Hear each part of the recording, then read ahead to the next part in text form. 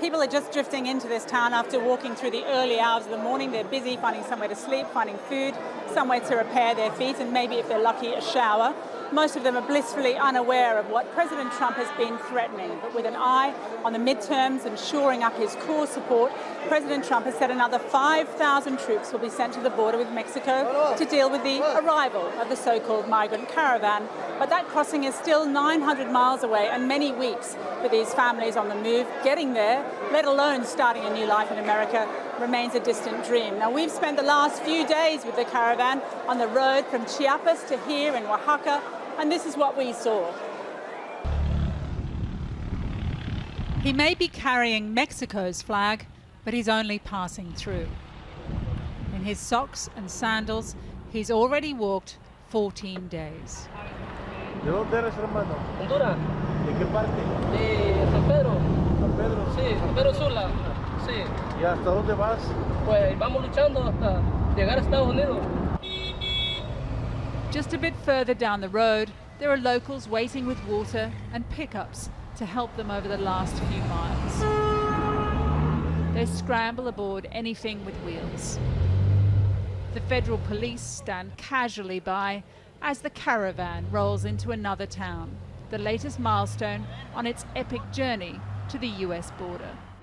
Por la nueva política que ha tomado Trump en contra de los inmigrantes. Entonces, de un 100% creo yo que por lo menos tenemos un 30% de posibilidades de entrar a Estados Unidos. Jose Camacho is making his 11th run back into town. He's a local whose truck is normally full of mangoes, bound for America. Today, it's people instead. Necesito ir allá y preguntarle por qué deja entrar la fruta. Entra el mango, el plátano, la sandía, la papaya, el aguacate, el melón, todo entra. ¿Por qué la gente no? As they climb from Jose's truck, people must find shelter for the night. On the walk-in, Jonathan tells me he's already been deported once from the United States and knows he'll likely be again. But says he's going back regardless, this time with his wife and 2 children. Do you want your kids to grow up in America? Is that what this is about? Yes, I really do want them to grow up in America, yeah. Why? What makes America such a good place? Because the education and they might have a probability to have a better future, and they'll be more safe.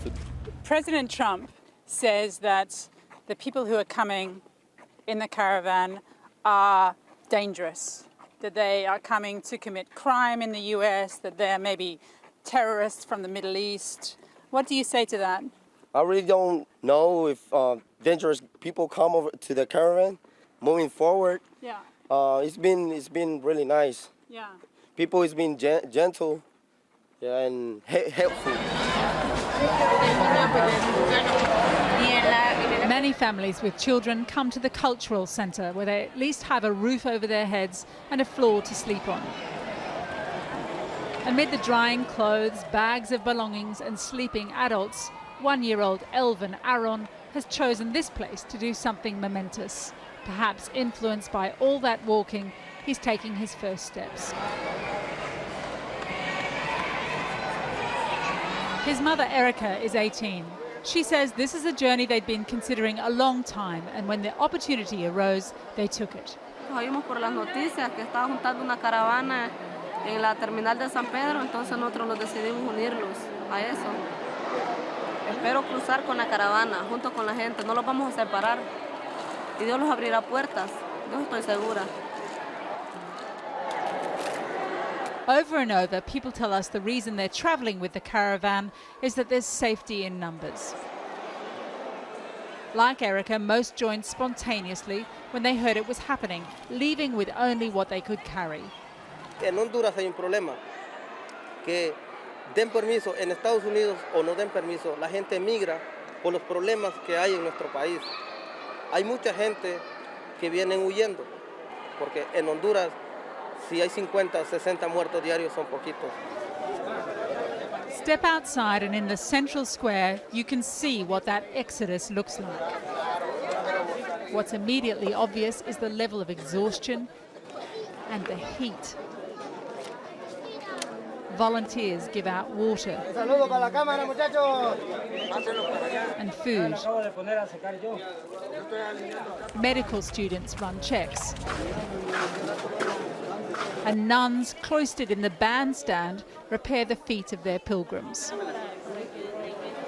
In the church, mothers and children lie under sheets alongside an enshrouded Jesus. Others sprawl under the pews. The ill and weak find sanctuary here. Travelling with her 3 daughters, Bianca is struggling. All 4 of them are sick. Muy cansada, muy triste. She says they've no choice but to go on. Outside, we follow Merlin, wizarding away an armful of bottles. He's been designated water boy for his group. Pues bien, gracias a Dios. Ha sido un poco difícil, pero la he echado ganas.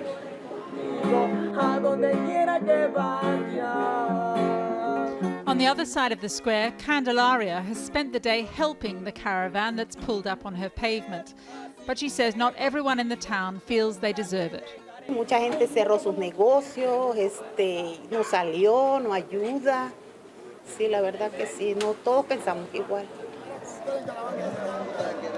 People bed down for their first night in Oaxaca, but they've only a few hours before the walk begins again.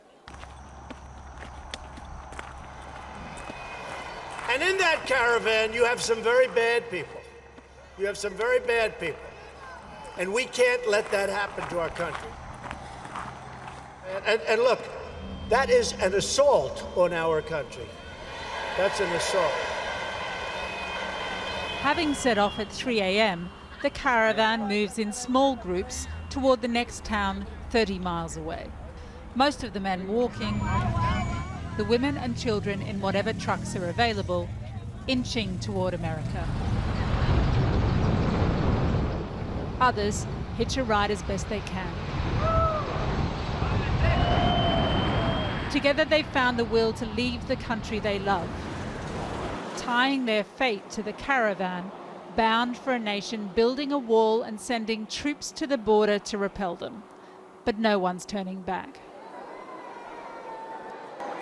Now they've made it here to Yucatan, they're getting a pretty amazing reception, I've got to say. I've just been speaking to Oaxaca state officials here who are doing their utmost to make these migrants feel welcome.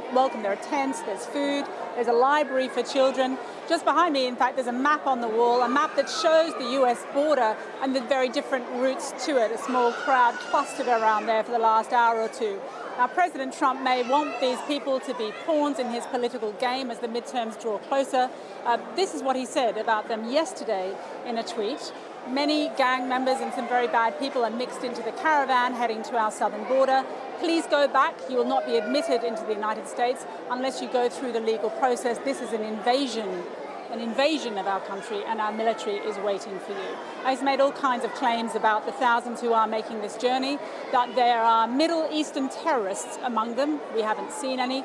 That they are being paid for by left-wing operatives, and we've found no evidence of that. Now, there are at least another 2 separate caravans and more than 1,000 people behind these travellers, one from Guatemala, another from El Salvador. Now, the one that's coming up from Guatemala has been trying to cross the border into Mexico over the last 48 hours, and there were some extraordinary scenes down on the border near Tapachula. The federal police on the Mexican side were pelted with bottles and rocks when they tried to blockade the gates. The migrants who crossed the river, the Suchiate River, which marks the border there, it's a very common place to swim into Mexico. Yesterday, for the first time, state helicopters hovered overhead, so close that they blew the water up into the faces of those trying to swim over. One young man drowned. There is clearly pressure on the Mexican government from the US to stop these people, to stop the caravan. But for now, those efforts really feel as though they're being done mainly for appearance's sake, rather than being designed to have any real impact. We were with the caravan when it crossed through a number of checkpoints in the past days, completely undisturbed. We'll be back later in the programme with more from Mexico, but for now, back to London. Kylie, thanks very much.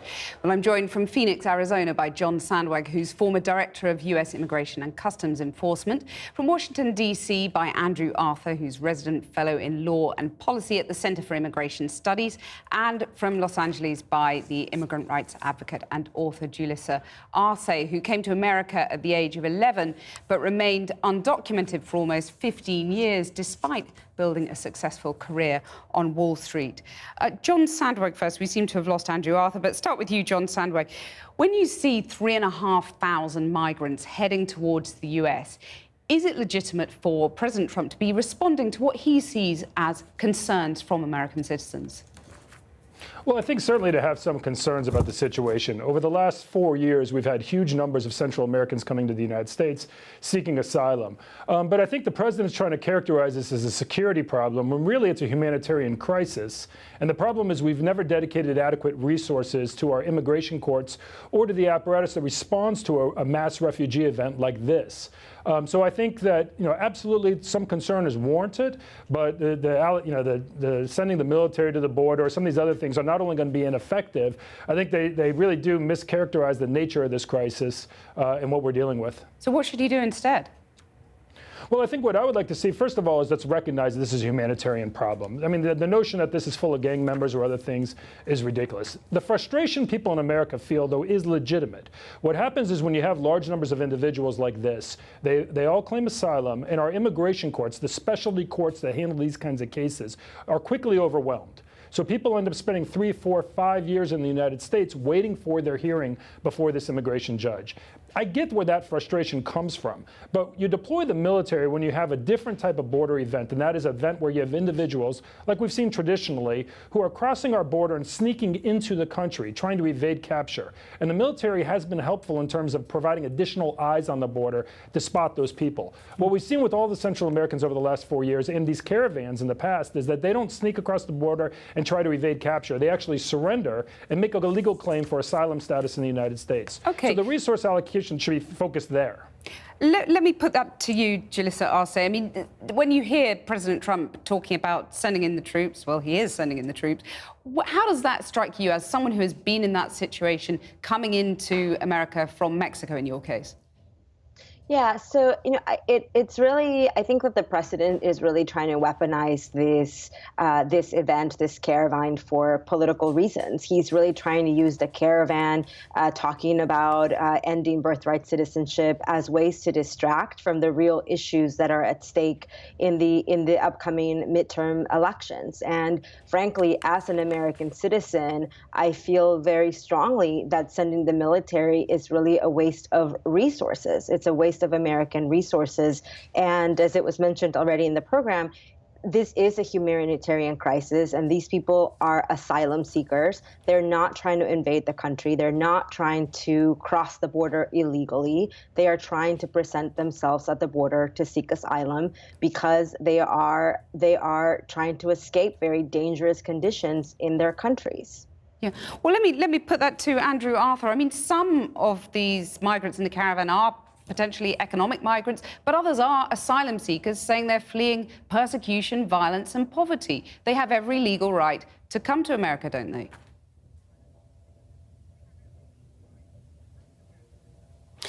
They have the right to come to America in order to seek asylum. However, a survey that was done recently in Honduras found that about 11.3%, I think it was, or just higher than that, of the individuals who wanted to come to America because they were actually afraid of the violence. The vast majority of the rest of them were economic migrants who were seeking better economic conditions and, perhaps more safety. But the fact is, U.S. immigration law doesn't allow for asylum to individuals who fear generalized conditions of disorder. San Pedro Sula has been called the murder capital of the world, but that's actually a misnomer. A Mexican government study determined that San Pedro Sula was about the 26th most deadly city in the Americas. By way of comparison, my hometown of Baltimore, Maryland, is the 21st most deadly city in the Americas. St. Louis, Missouri, is the 13th most deadly city in the Americas. Okay, well, let me get coming to the United States in order to seek better economic conditions is not actually a reason for asylum. Let me get Jalissa Arce to respond to that. A lot of the people in the caravan are coming here for purely economic reasons. It's not about seeking asylum. No, I don't think that that's correct. I mean, if you talk to the people who are actually part of the caravan and you speak to them, they will tell you that they are afraid for their children, that they do want to give their children a better life, and that does include wanting a place where their kids can grow up safely, where their kids can go to school without being afraid that the gang members are going to try to recruit them into their gangs, and if they don't join the gangs, then they threaten them with even death. So those are the real stories that we're hearing from people on the caravan, and they are asylum seekers. And I think at the very least, what we can do is to let them present their case for asylum. John Sandweg, what is the humane response to this? Well, whether they're coming here because they're scared of violence or just pure out of economic necessity, the reality is unless and until we restore hope in those Central American countries, they're going to continue to come. So we can sit here and debate, the president can send the military, but the real focus needs to be in Central America, providing some financial assistance, providing law enforcement assistance to quell the violence, and restore hope in those countries and deter these people from coming in the first place. Well, Andrew Arthur, President Trump cut aid to countries like Guatemala and Honduras. So, I mean, he should really address that closer to home, shouldn't he?